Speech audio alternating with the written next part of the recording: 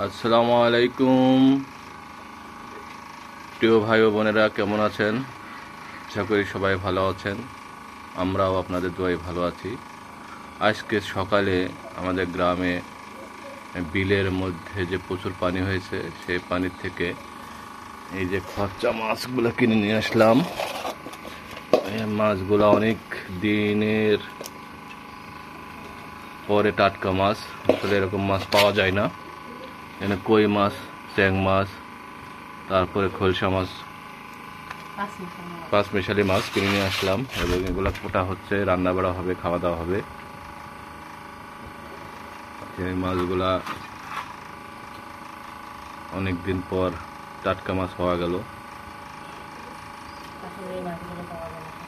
সচরাচর এই মাছগুলা বাজারে পাওয়া যায় না, আর পাওয়া গেলেও সেগুলা অনেক দূরের থেকে আসে, পচে যায়, নষ্ট হয়ে যায়।